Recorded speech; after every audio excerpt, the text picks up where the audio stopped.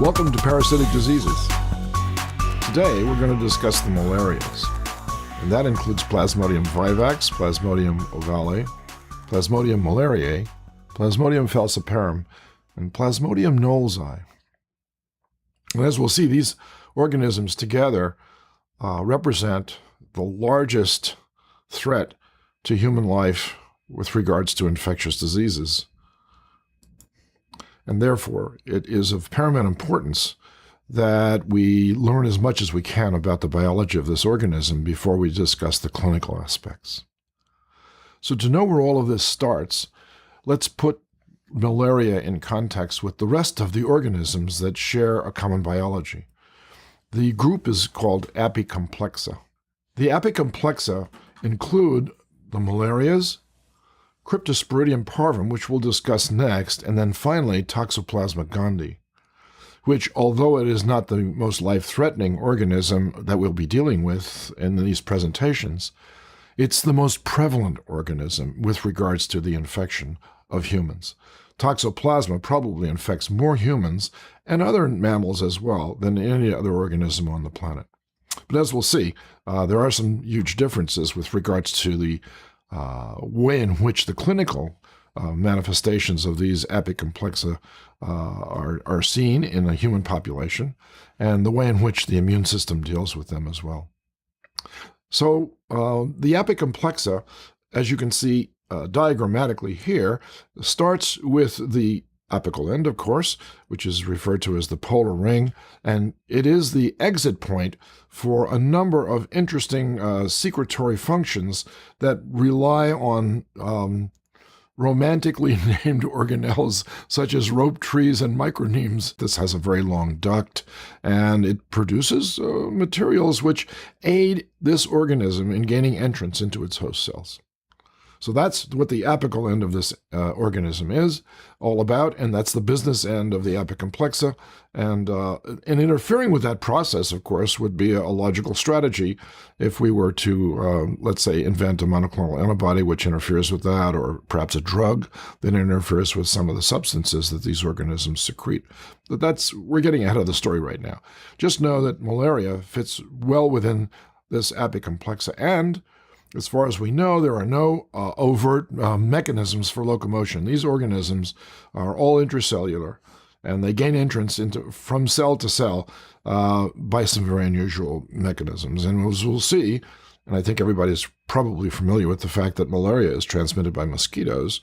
So we've now got a two-part system, as we had for, let's say, the leishmania, for sandflies, and the trypanosomes in Africa for tsetse flies, and the trypanosomes in South America and Central America with regards to reduvid bugs.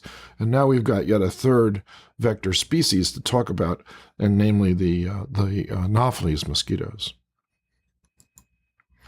So where do we find these parasites anyway? So they're found primarily throughout the tropical world, and these are rough estimates as we see. The colorized regions of this world map roughly expresses the location for both Plasmodium falciparum and Plasmodium malariae. They overlap in their distribution. And as we'll get to as the clinical aspects of this unfolds, it's Plasmodium falciparum that we're primarily worried about when we talk about mortality rates and morbidity rates.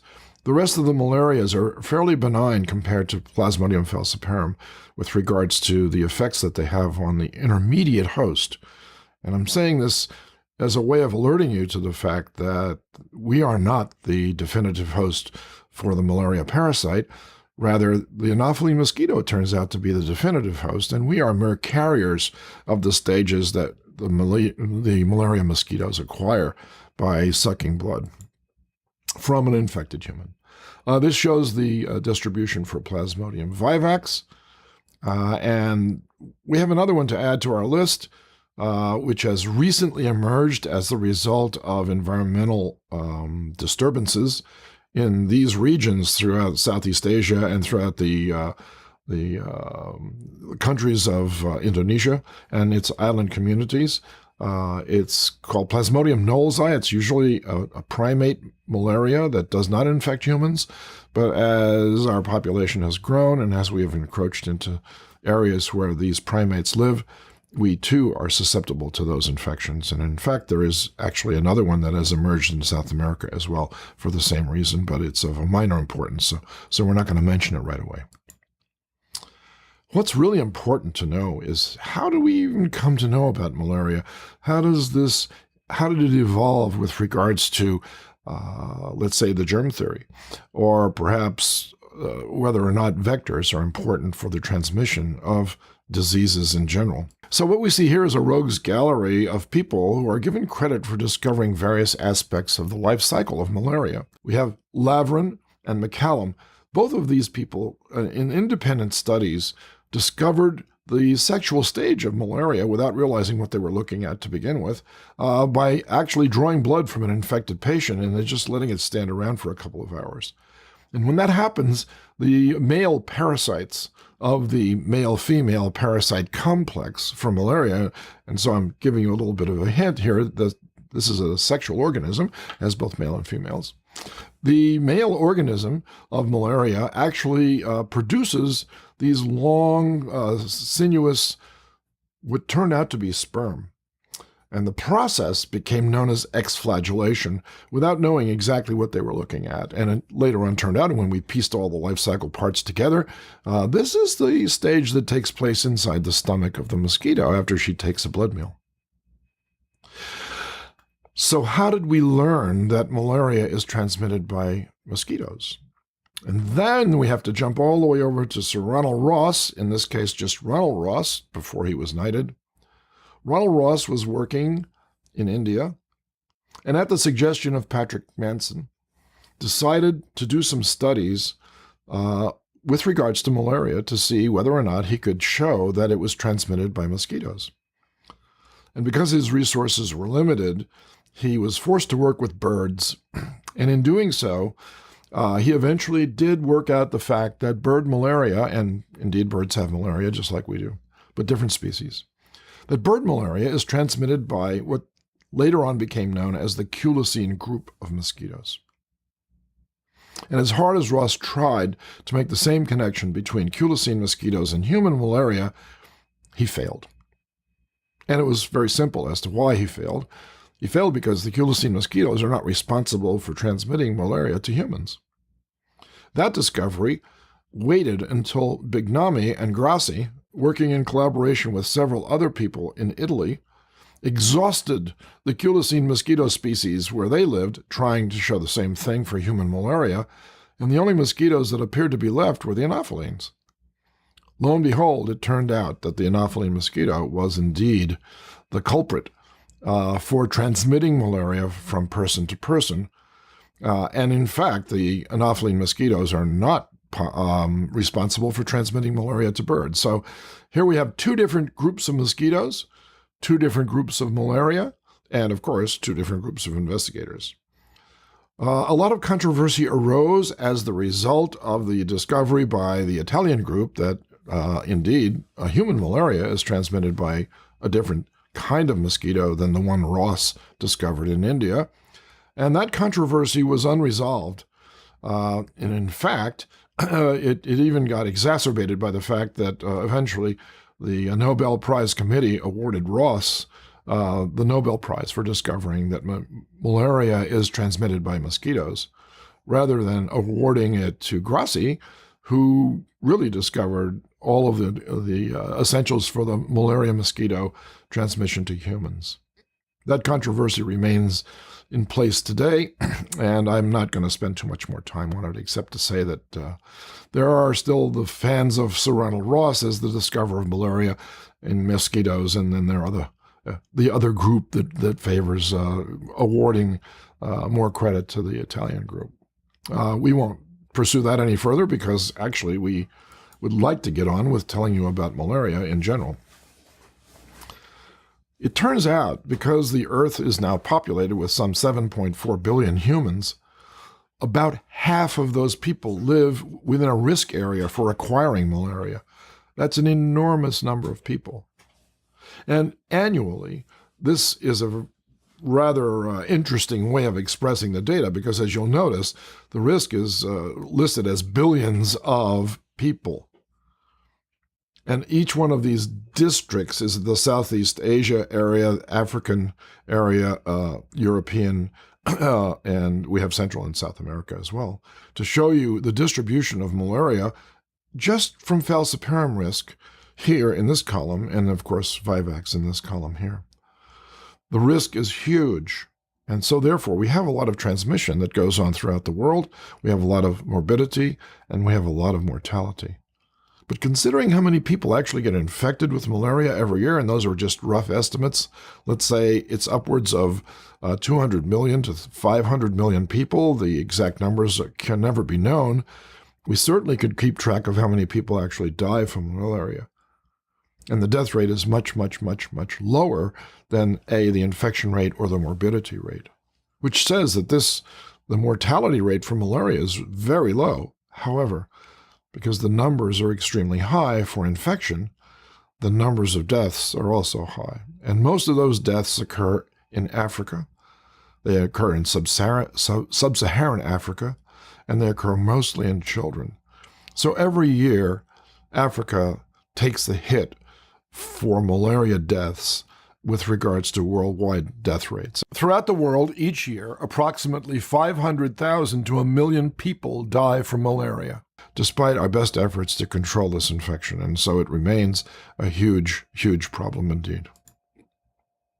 If we were to express the presence or absence of malaria based on the number of people that acquire the infection, and then express that in terms of the size of the map, how you would expand or reduce the size based on the prevalence of Plasmodium falciparum, in this case, in the blue map, you see that India and Southeast Asia are out of proportion.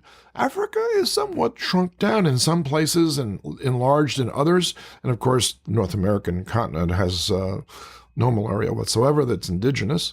And the South America also, with regards to at least Plasmodium falciparum, is a rather small profile, and you can say the same thing for Plasmodium vivax. Those two are overlapping. Here's the real essence of all of this, and it says 3 million deaths a year, 1 million in Africa alone. Those numbers vary greatly with regards to weather and climate. And of course, malaria is transmitted by a waterborne insect. Malaria breeds in water. That is to say, the malaria-carrying mosquitoes breed in water. So if it's rainy, you get more malaria. And if it's less rainy, of course, you get less malaria. That's shown well here because the watersheds of Africa, shown in this map, with all the drainage systems from the Congo and all the West African river systems, people locate along those river systems because of the access of water and travel.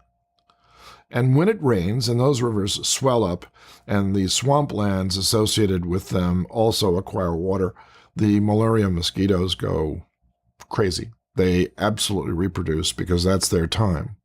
And in order to finish their reproductive cycle, of course, they have to suck blood in order to lay the eggs. The mosquitoes are interesting in that way because only the female mosquitoes do the biting and take the blood. And they use that blood not for their own food, but rather for the protein source to make eggs with. The male mosquito, as well as the female mosquito, derives their own nutrition from plant juices. This map shows the population density of people and their relationship to the river systems of Africa. And there's a one-to-one correlation between either standing bodies of water like Lake Victoria and Lake Tanganyika, as you see over in East Africa, or in West Africa, all the river systems there. And that's the basis for the epidemiology for malaria throughout Africa. We could go on about these statistics. We'll come back to them when we talk about control measures and ways of preventing malaria. Here's a wonderful shot of an up-close and personal Anopheline mosquito. Her proboscis is buried into the thumb of one of the authors of parasitic diseases, Robert Gwadz. This is an uninfected mosquito, of course, raised in the laboratory, but he sacrificed his own blood supply to allow us to see up close and personal exactly what this mosquito is experiencing when she lands and takes her antennae and her proboscis And this is here are the antennae over here, and the proboscis is over here, and the business end of the proboscis is now revealed, and it penetrates into the skin, into a capillary, and eventually she fills up with blood. And you'll notice that she has no use whatsoever for the plasma portion of this. So in terms of blood banking, Anopheline mosquitoes were the first to perform plasmapheresis, of course. We may have even gotten that idea from watching them feed. But they want all the formed elements of blood in order to convert that protein source into their eggs. If we look at the way the malaria parasites appear on smears of blood from the intermediate host, we get a picture that they're all basically similar. They go through similar stages to reproduce inside the red cells, and we'll get to that when we talk about the human aspect of the infection. And but there are major differences as well that a trained technician can tell you whether or not you're infected with Plasmodium vivax or Plasmodium falciparum or any of the other malarias for that matter. We now have molecular testing systems that will also reveal the differences of these species. And here are the other two, just to show by comparison. This is part of that same set of exquisite watercolor paintings that were part of a set. And now we have to get that same artist to render Plasmodium knowlesi to make it a same scale so that we can actually see up close what these all look like together. Malaria is not without attention from the research community. In fact, neither are we. So, in fact, we have now completely sequenced the human genome. We've completely sequenced the malarial parasite genome, and in this case, it's Plasmodium falciparum that we've sequenced. And we've sequenced Anopheline stevensii, the prime vector for malaria in many parts of the world. So we now have the three-part system all together, and you would assume then that because we know everything about the genes, that we should be able to tell something about the way these things interact together, but we're still busy deciphering how the genes play out in terms of our own development, and then certainly we're behind the eight ball, I would say, if I had to put it any other way, of describing how the genes of malarial parasites are active in various parts of both the human and the mosquito hosts. But work is going on all the time to try to reveal these relationships, and as they become available, of course, we will make updates to parasitic diseases to include those data as well. So let's start with an overview of the definitive host, namely the mosquito. The mosquito, as I mentioned, is a female Anopheline mosquito. She flies and detects the presence of a human based on our secretion of things. And one of those things is carbon dioxide, of course. Carbon dioxide forms a gradient away from our oral cavity. And female mosquitoes are very good at picking that gradient up. And there's an organ called Johnson's organ, and it's located right at the base of the antenna, as shown schematically right about here.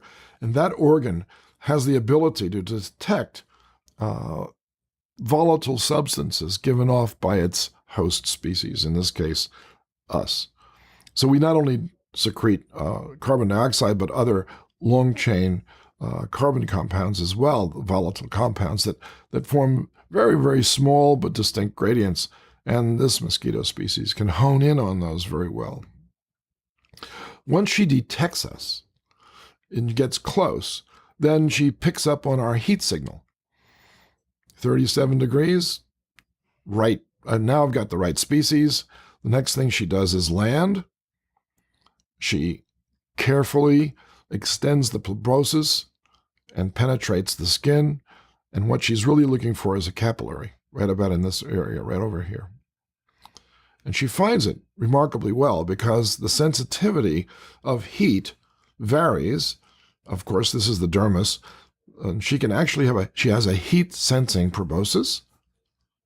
And once inside the capillary, the flow of blood begins. She begins to fill up her diverticula, which stem off the stomach, and she packs it filled with red cells. And of course, most of the red cells that she ingests are not infected. If this is a low infection, she has to ingest a lot of red cells in order to acquire both the male and the female cells in order for this cycle to start in her. But that does happen in endemic areas, of course, because people are infected with malaria, and they last rather a long time. It can last up to months in some people, so that mosquitoes have access to these infected individuals for a long time during the course of a year. So in come the red cells.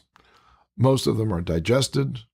When the infected red cells encounter the stomach and the digestive juices, McCallum and Laveran's observations become obvious. The male gametocyte, as it's called, produces sperm, or the equivalent thereof, and the female, or gametocyte, remains unchanged. And of course, it's minus the infected part of the red cell, which they are covered with. So they're now free to interact. And so the sperm fertilizes the egg, so to speak, making it into a zygote. The zygote is called an ookinet. And the ookinet then penetrates between the wall of the stomach of the mosquito. Doesn't actually go into the cell. It actually penetrates between these columnar cells in the stomach and comes to rest underneath the membrane that holds all those cells together, and begins its development towards producing a stage of the infection that the mosquito can then transfer to the human host. This stage is called the oocyst. So the ookinet becomes the oocyst, and the reproductive cycle from this point on produces haploid organisms. So it's a diploid organism here. It's a diploid organism here. But once it transforms into the oocyst, it begins to produce, by a reduction and then division process, the next stage in the infection, which is known as the sporozoite stage. And the sporozoite is the infectious stage for humans.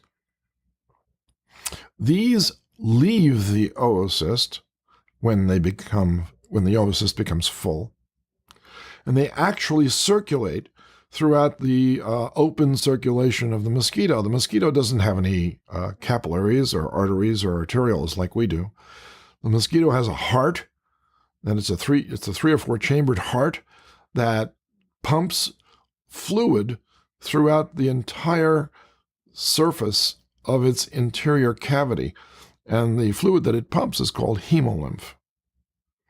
And the hemolymph bathes all the organs, and that's how they acquire their nutrition. The hemolymph eventually circulates up into the head of the mosquito and down into the salivary glands, and that's shown here. And when that occurs, the sporozoites then, they sense the fact that they're in a different place. There is a recognition of the fact that they are near the salivary glands. Perhaps there's a receptor involved. Perhaps the metabolism of the salivary gland cells themselves give off a signal that tells the sporozoites, if you penetrate these cells and then get into the duct of the salivary gland, then the mosquito can then transfer them into the next host. And that's how that actually works. This whole process takes about a week and a half. I should also tell you that mosquitoes don't live more than 2 to 3 weeks.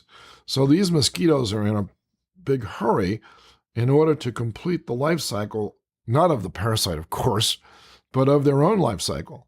So it takes them about 3 days to process the proteins inside their diverticula into their egg-producing center, the ovaries, of course. And the vitelline material is then transformed into eggs. The eggs are then laid on water, fresh water, not salt water. And that takes about a week and a half to complete. That mosquito can then go back and bite another individual. And in fact, in order for malaria to succeed, the mosquitoes that are infected actually have to bite twice. The first time to acquire the infection, and the next time to transmit the infection to another host. Again, just for references, here's that same depiction, real life, of the mosquito completing this manifest destiny for the Anopheles mosquitoes and for the parasites. Here's just an up-close view of an exflagellation event. Here's what the oocysts look like on the wall of the stomach of a heavily infected mosquito. This is a very heavily infected mosquito indeed. Here we see the sporozoites with its nucleus and cytoplasm on both sides. Remember, these are haploid organisms, and these are free in the hemolymph, but they accumulate in the salivary glands. One of them is shown here. They're rather nondescript. And then finally, the mosquito injects them into the host to begin the life cycle in the mammalian host. So let's talk about that now. The sporozoites are injected as the mosquito is injecting all of her pharmacopoeia, so to speak, of salivary gland secretion proteins. Some of them cause vasodilation. Others cause the area to become anergic so that you don't detect the fact that the mosquito is actually penetrating your skin. And others allow the ease of blood to transfer through that very narrow stylus, so there are some anticoagulants involved as well. The sporozoites go in with those secretions, and they get into the general circulation. And indeed, there is a receptor for the sporozoite in the liver, and in no other organ does that occur. And the parasite then goes to the liver and penetrates and gets involved in a parenchymal cell. So each sporozoite has the capacity for infecting the parenchymal cells of the liver.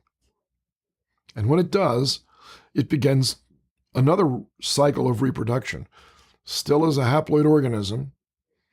And these little dots that you see depicted here, and this large structure that you see here, is called a cryptozoite, and the cryptozoites are inside this large cyst that's created inside of each of these parenchymal cells. And they produce thousands of cryptozoites. So many so that eventually the cell is stretched to its limits and it bursts. When that occurs, the organisms gain access to the liver's form of the circulation. Circulating cryptozoites are now free in the blood, and they are distributed throughout the body. And in doing so, they encounter lots of red cells. And very often, students will ask, well, can these cryptozoites re-enter a parenchymal cell and continue the cycle inside the liver? And the answer is no. Once they're released into the blood, they can never reinfect or never infect the liver. In fact, they are not the stage that infects the liver. We now know that it's only the sporozoite that's capable of carrying out this first step. Now, as they circulate and encounter red cells, an entirely new set of conditions exist, and the merozoite, now it's known as a merozoite. So the cryptozoite and the merozoite are the exact same form of malarial parasites. Only one is inside of this cyst, and the other one has been freed. So once freed, they're now referred to as merozoites. They infect red cells. Each red cell, let's say, is infected with a single organism, and it begins to look like this. It's a little ring with a double dot. The double dot represents the nucleus. And from this point on, the organism then begins to multiply within each of these red cells. And this gives some hint as to the clinical consequences of exposure to malaria, because basically it's an infection of red cells. And if enough red cells are infected and consumed by the parasite, then the host begins to suffer, because obviously we need our red cells for lots of things, right? Not the least of which is to carry oxygen to our cells and to take CO2 away from cells and put it back into the lungs. But other things too. What's shown here, and we're showing Plasmodium falciparum first because this parasite creates the most pathology and the most damage, and therefore the host itself suffers greatly from this. And in fact, this is one of the lethal forms of malaria. It's shown to reproduce in a very unusual place. It doesn't reproduce within the circulation of the host. It reproduces after a very interesting phenomenon occurs, which results in little projections from the surface of the red cell during the reproductive phase of this organism. It's a histidine-rich protein that the parasite produces that is included underneath the membrane of the red cell, and it makes the red cell sticky. And this sticky red cell, when it encounters a precapillary arteriole, then sticks to the endothelial cells via this histidine-rich protein. It slows down the flow of blood through the precapillary arteriole, and it reduces the oxygen tension, which is critical for the reproduction of this parasite, because this parasite turns out to be a microaerophilic parasite. It requires a greatly reduced oxygen environment in which to reproduce.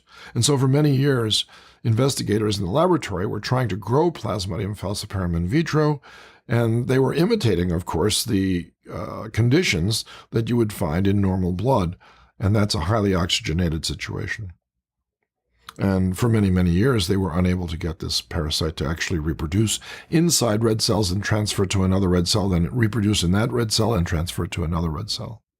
But eventually, two investigators, Jensen and Traeger, working at the Rockefeller University, were able to place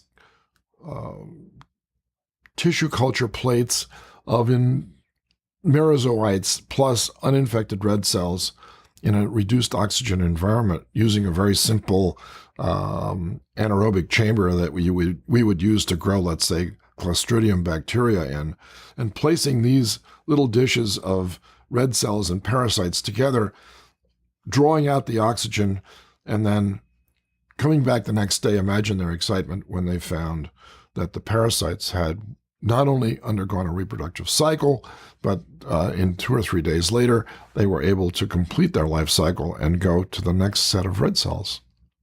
And therefore, they established the in vitro cultivation of this parasite. And that led to a number of discoveries. Of course, once you could grow it in vitro and didn't need a host like an Aedes monkey in this case to serve as an experimental animal host, you could do lots of things and study its metabolism, study its the effect of drugs on the reproductive cycle, etc. This is called deep vascular schizogony. The word schizogony refers to the division of the parasite. And it's not a straightforward division cycle. It's not a binary fission cycle as we would find, let's say, for the trypanosomes or for the leishmania. In this case, they all divide, but they remain connected to the same cytoplasm. So it's like a little central unit of cytoplasm, and each one is a little stalk off of that central cytoplasm, and the organisms then mature as a interconnected syncytium of tissue. Interestingly also is the fact that what they're growing from is the consumption of the red cell's hemoglobin. That's its food, primarily. It also requires an exogenous source of ATP, which it derives indeed from the red cell as well. The malaria parasites consume the globin portion of hemoglobin and discard the heme part in a very unusual way. They accumulate large amounts of heme in the center of the cytoplasm that they're all connected to, and it forms a complex called hemozoin. And it actually crystallizes. This is a pure heme group stacked on top of each other in an ordered fashion, and the enzyme that does this used to be called the stacking enzyme because obviously that's what it was doing. It was taking free heme groups and stacking them on top of each other. We now know that its real name is heme oxygenase. It's a parasite enzyme, and it's very important for the metabolism of this organism because without being able to discard this heme group in a meaningful fashion for the parasite, the heme group becomes a toxin for the parasite. And as we'll see, this is one of the drugs actually acts by preventing this process. But let's get on with the life cycle. Eventually, of course, the organism consumes all of the raw materials for its growth. It then causes the red cell to burst, and the parasites are then released so that they can affect another red cell, and another red cell, and another red cell, and so on until such time as the host begins to sense the presence of the parasite. There's absolutely no reaction whatsoever to the cryptozoites.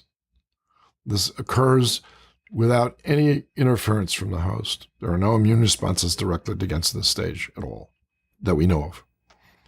But once the parasite starts to interact with the red cell stage, it begins to release things into the bloodstream during its division cycles, which the immune system picks up on and begins to respond to in a way that could prevent the reinfection of more red cells if allowed to go untreated. And in fact, if a person is to survive this infection, the mechanism of survival is due to the fact that we produce an acquired immune response against the antigens associated with the merozoites, and also because we're reinfected again and again and again in an endemic area to the antigens associated with the outer coating of the sporozoites. Now, that antigen has been well characterized, and we'll come back to that when we discuss the development of vaccines. And I must tell you in advance, unfortunately, we don't have any vaccines right now that we can use, but we have explored the possibilities in a number of the stages of this parasite. For this parasite to complete its life cycle, of course, it has to be taken up by another mosquito. And in order to do that, it transforms a portion of its population from this, let's say, erythrocytic stage, which is a division cycle stage, to a non-dividing erythrocytic stage, which we have referred to earlier as the macro, this is the female, and micro, this is the male, gametocytes. And they're referred to as gametocytes because these are pre-sex cell stages that circulate freely throughout the host. And these stages are picked up by the next mosquito, and in the gut tract of that mosquito, then we can go back to the mosquito cycle and say the next thing that happens is that the digestive enzymes in the stomach of the mosquito digest away the red cell portion, releasing the free parasites. They sense the fact that they're in the lumen of the stomach of the mosquito. Exflagellation occurs. The sperm and egg unite. They produce the ookinete. The ookinete crawls underneath the cells, produces the oocyst, and it resumes the cycle again. So this is the intermediate host cycle, and this is what results from the definitive host cycle. Very complicated biology, both in the mosquito and in the mammalian host. And it's taken us a long time to decipher all of this. Just some visuals to reinforce what I've already said. Here's a scanning electron micrograph from a freeze-fractured sinusoid in a liver, showing you one sporozoite. I don't know how they got this, because it's by luck and by chance that you'd actually ever find something like this, and it's like finding a needle in a haystack as far as I can see. But lo and behold, they've found a sporozoite in the process of invading the liver by first attaching to receptors on these endothelial cells in the sinusoids, and then once they do that, they are able to then penetrate into the parenchymal cell and then start the process of developing the cryptozoite stage. And here we see an up-close and personal cryptozoite filled parenchymal cell. Each one of these little dots that you see here turns out to be a cryptozoite when it's released into the blood. Again, the terminology changes from cryptozoite to merozoite stage. And so here we see the merozoite depicted, both in reality and to translate that down into this diagram. We see the prominent apical end over here with the rope trees and the micronemes and dense granules and all kinds of other structures inside. All of these function for the parasite in enabling it to gain entrance into a red cell. And here's one in the act. This is the red cell membrane. And you can see that the parasite has caused an invagination of a portion of the red cell membrane, and it has attached itself in two separate places. And actually, this, if in 3 dimensions, this is a single place that's got dimensionality to it, and it goes completely around the parasite. And what you're really looking at is the parasite making a pocket inside of a red cell. And so, if you wanted to be anatomically correct, you would say that the parasite is not intracellular because it creates a pocket for itself and it stays there. It's known as the parasitophorous vacuole. And a more detailed view of this, a summary of all of the things that we have learned by observing various portions of the penetration process. We know that there's a lot of activity with regards to the activation of red cell membrane proteins that are floating free inside of this red cell. It has a reserve of protein that it can use, that the parasite has obviously taken advantage of, that it can make a little home for itself without altering the size of the red cell, which is quite unusual. And there are very few parasites that actually infect red blood cells, and this happens to be one of the ones. In order to identify the life cycle stages of malaria, all we have to do is to take a blood sample from an infected individual, smear it out on a glass slide that's been carefully cleaned, fix it with alcohol, and then stain it with a variety of reagents, Wright stain, Giemsa, and there are lots of other stains that have been used to reveal the parasite within the red cell. And all of malarial parasites begin their life cycle as a small merozoite that's penetrated inside the red cell, and this stage is known as the signet ring stage. It actually has the appearance of a signet ring.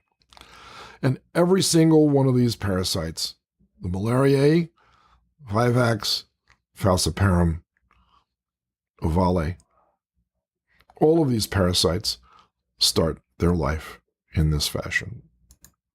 What are the consequences of infection? Let's not worry about what happens to the mosquito. If they die, they die, but of course they don't die mostly. They survive. What happens to us? Well, the first thing, of course, is to acknowledge the fact that because it's a parasite of red cells, that the more red cells that are destroyed, the more likely it is that we will suffer from the lack of those red cells, and that condition is known as an anemia. And a simple red cell destruction process results in a simple anemia. It's not so simple, of course, but the fact is that it's not due to the lack of iron, it's not due to the lack of a nutrient, it's due to the lack of the red cells themselves. And the liberation of parasite material from its metabolism and the leftovers from the erythrocyte contents into the circulation induces a fever. So we have an anemia and a fever portion to the life cycle. And because we're reducing the number of red cells, we have a reduced capacity to absorb oxygen. And so just shortly after the release of these materials into they would be called pyogenic materials, into the circulation, the patient, first of all, gets a fever, followed by the fact that they cannot warm their bodies up enough because their oxygen carrying capacity has been reduced, and they start to shake with chills.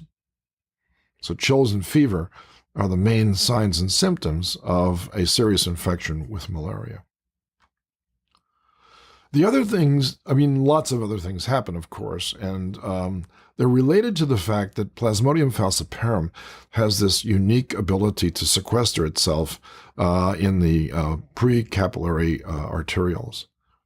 And when it does so, it slows down the circulation. And so we have a lot of organ failure symptoms and signs related to the fact that this parasite can interfere with the flow of blood. And if this occurs in the brain, of course, then lack of oxygen to the brain can result in a reduced brain function. And indeed, one of the consequences of infection with Plasmodium falciparum is a coma-like condition. That coma can result in death, or patients can eventually recover.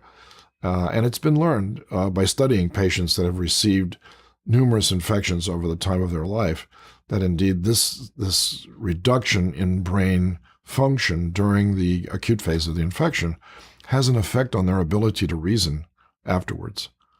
And so we can see that even though people can survive this infection, let's say that they're young adults and they've never encountered it before, but they've had the advantage of growing up in an endemic area, so they've had maternal antibodies, they've been raised in an area where everybody has got this infection all the time. These people that get infected and recover and infected and recover are less able to carry out life than they would be if they hadn't been infected with regards to higher brain function. Here we see the reason, the molecular reason why this parasite is so successful in attaching itself to the endothelial cells. These are the histidine-rich knobs on the surface that the parasite engineers basically by living inside the cytoplasm, well, not quite inside the cytoplasm of the host, but somehow manages to get this histidine-rich protein across the membrane that it's living inside of and into the cytoplasm of the red cell, and it translocates just under the surface of the red cell membrane. And these are the points of attachment to the endothelial cells. And here's an experimental infection in an Aedes monkey to show you what the consequence of that is. This is a section of brain tissue that shows you a very heavy infection with Plasmodium falciparum. In order to get the Aedes monkey infected, they had to remove the spleen because in ordinary circumstances, the spleen of the Aedes monkey is its main line of protection against this infection, and therefore it doesn't become infected. Remove the spleen from an Aedes monkey, and it becomes as easy to infect as a human.